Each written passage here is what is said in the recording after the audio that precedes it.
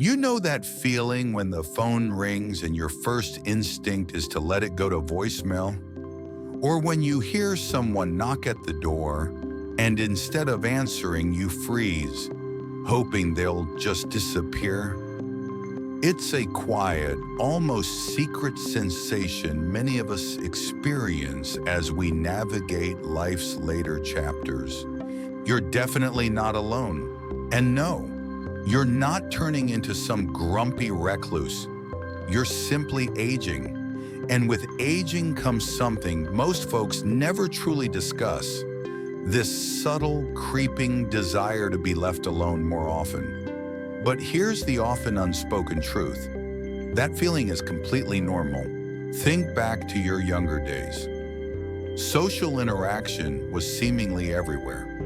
At work, at school, through your kids' activities, on the bus, at the grocery store.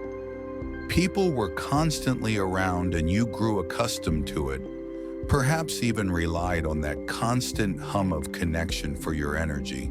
But as you get older, something profound begins to shift within you. It's not that you suddenly dislike people. You just don't need them in the same way, not all the time, for every moment.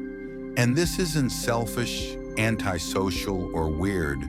It's deeply rooted psychology, well-studied, and actually very logical. Reason number one: your tolerance for nonsense drops to near zero. Honestly, think about it. When you were young, you put up with so much: bad friends, endless gossip, pointless small talk, and constant family drama that seemed to replay every holiday.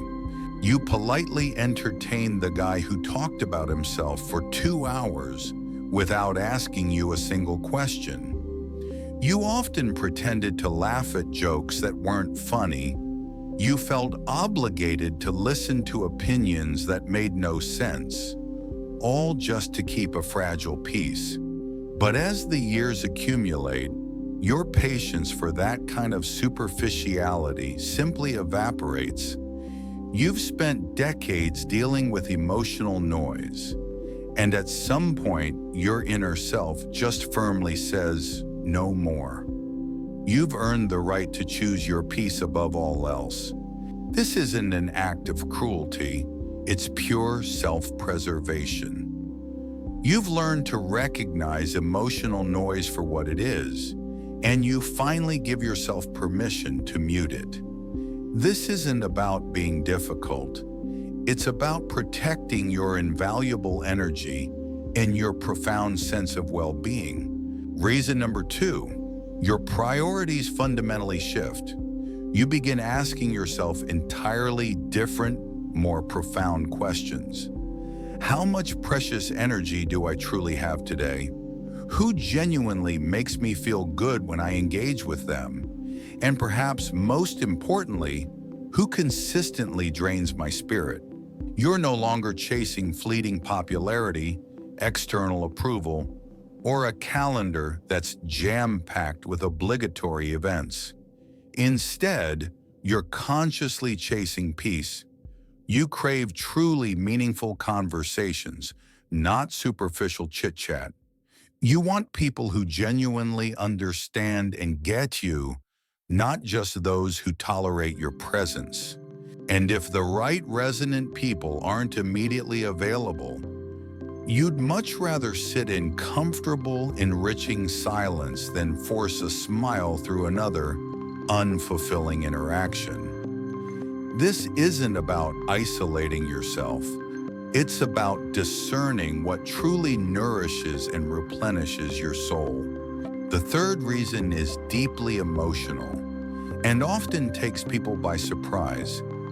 It's grief. As you journey further into life, you inevitably lose people. Friends move away, cherished loved ones pass on, and certain relationships naturally fade over time. Each loss, whether it feels monumental or subtly small, takes a little chunk out of your social world. For many, that once bustling world subtly shrinks without them even fully realizing the extent of it.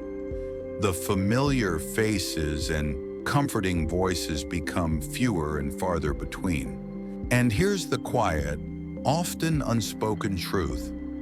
Some folks don't feel the frantic need to rebuild it immediately or completely. This isn't depression. It's not giving up on life.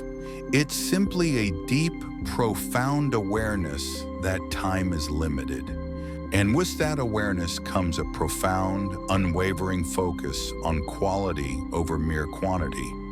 It's your soul saying, I've loved hard, I've lost hard, and now I only have space, both physically and emotionally, for what feels truly safe, truly authentic, and truly nourishing to my spirit. That brings us to reason number 4, social fatigue.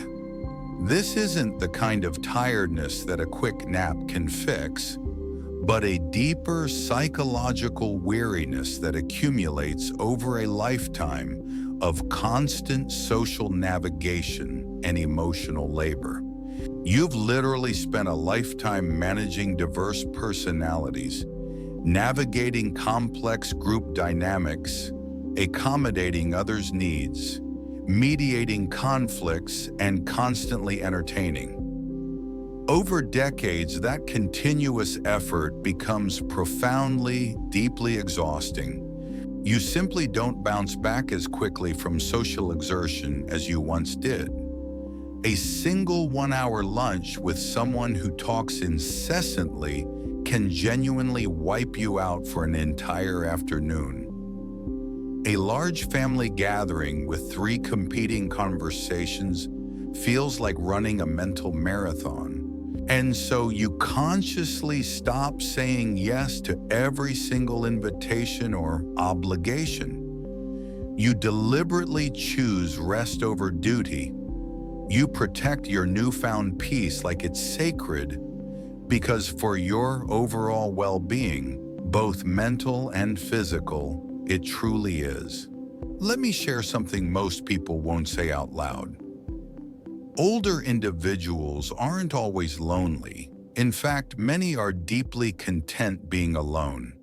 But society often pushes a different narrative, constantly telling us connection is always about having company. But here's the beautiful twist. Connection doesn't always, or even primarily, mean company. Sometimes true connection is knowing who you are without any external distraction, genuinely enjoying your own thoughts, listening to the birds sing, or simply staring at the wall with a comforting cup of tea. That's not avoidance. That's profound evolution. There's a 5th powerful reason why people tend to avoid others more as they age, and it's a truly profound one. Self-awareness. You finally know yourself, and I mean truly, deeply know yourself. What exactly pushes your buttons, what genuinely lifts your spirit, and what your absolute limits are. With that deep, intimate knowledge comes a powerful, protective instinct. You instinctively stop putting yourself in situations that go against your true nature. If small talk genuinely drains your energy, you politely avoid it. If certain people consistently stir up old wounds, you wisely create distance. This isn't done to punish them, but purely to preserve your own hard-won peace. It's a quiet, inner kind of strength, the kind you earn through decades of varied experience, through learning hard lessons and ultimately understanding your own delicate, precious balance. And let's not forget, as you age, your time becomes exponentially more precious. That's the 6th and final reason we'll explore for now. Time starts to feel profoundly different. When you're 20, an hour feels like an endless commodity, almost nothing. But when you're 70, an hour feels like pure gold. You become incredibly mindful of how you spend it, who you choose to give it to, and whether each single interaction truly leaves you feeling better or worse, genuinely replenished or completely drained. You vividly realize that every coffee date, every phone call, every visit, it all comes at a significant cost, not just of your finite time, but of your increasingly precious energy. And so, you learn to invest that time much more wisely, much more deliberately, and with profound intention. Sometimes that wise investment means consciously choosing solitude over constant company, not because you dislike people, but because you deeply love yourself enough to be incredibly selective, to honor your own needs above fleeting social expectations and obligations. Now here's where things get really interesting. People around you might not fully understand this profound change. They might innocently say you're withdrawing, that you're not as fun as you used to be, or simply that you've fundamentally changed. But here's the unvarnished truth. They're absolutely right. You have changed. And that, my dear friend, is the entire point. You're no longer here to be the tireless life of every party. You're here to live your life authentically, on your own terms, to feel what you genuinely feel, to say no without a shred of guilt, and to say yes only when it truly deeply matters to your soul. You didn't survive this long just to keep everyone else perpetually comfortable. You're not rude. You are profoundly real. And the older you get, the more sacred that authenticity becomes. This shift isn't just about protecting your time or avoiding stress. It's also about a newfound clarity. There's a mental sharpness that comes with age, not in memory, but in profound awareness. You see through things much faster now. Another crucial part people don't talk about enough is your changing capacity for emotional labor. You might have been the family peacemaker, the go-to friend, the one who always reached out first, diligently keeping all the connections alive. But after decades of consistently being the glue, you begin to ask yourself, who's truly holding me together? And if the honest answer is no one, you slowly, consciously step out of that demanding role. You trade people-pleasing for profound peace of mind. And let's not forget the undeniable role your body plays in all of this. Physical aging affects your social behavior too. You may tire more easily. Loud, chaotic environments might feel overwhelmingly stimulating. Your joints ache. Your back needs support. Suddenly, that 2-hour dinner with 5 people doesn't sound like fun. It sounds like endurance training. That physical strain, mixed with mental fatigue, makes quiet time feel like an absolute gift. You design a life that truly fits your body, not the other way around. Then there's a layer we haven't even mentioned yet. Identity. As you age, your core identity naturally changes. You're no longer the parent of small children, no longer fiercely climbing the career ladder. You've retired or shifted your lifestyle entirely. And with that identity shift comes a social shift. The people you once bonded with, fellow parents, co-workers, younger relatives, may not feel as connected. You move into different rhythms, and that's perfectly okay. Letting go can be healthy, because what you make space for, Those quiet mornings, the phone call from the one person who truly gets you, the long walk without having to perform for anyone. That's the stuff your soul actually craves now. Less stimulation, more meaning. This shift in behavior, this quieting of your social life, can actually extend your life. Studies have shown that reducing stress and protecting your emotional health are key factors in longevity. You're not withdrawing, you're healing. You're preserving precious energy for what truly matters. Your body knows it. That's why so many elders seem calmer. They've stopped trying to impress anyone. Stop trying to fix what can't be fixed. They're running toward themselves. Here's the beautiful irony.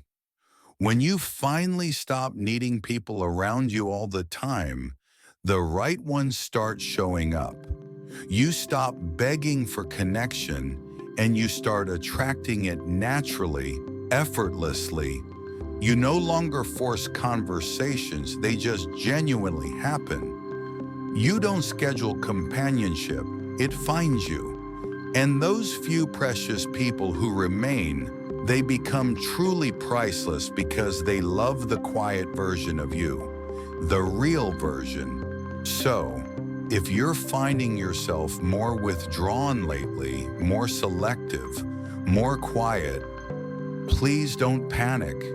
Don't second guess it. Don't let the world tell you something's wrong with you.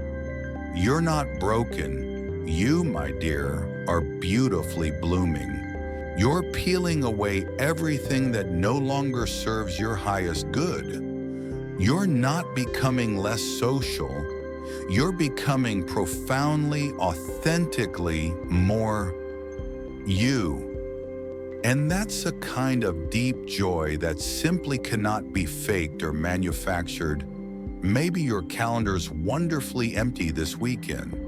Maybe the phone hasn't rung in a few peaceful days. Maybe you spent your entire afternoon doing absolutely nothing with a profoundly peaceful heart. That's not loneliness, that's arrival. That's what it truly feels like when your life finally starts fitting just right, like a perfectly tailored garment. And if this message felt like it understood you better than most people do lately, then please don't let it be the last time we talk. Subscribe to the channel. We're building a quiet, supportive little corner here just for folks like you. No noise, no pressure, just real talk, soul-deep stories, and the profound peace you have so rightfully earned through a lifetime of experience.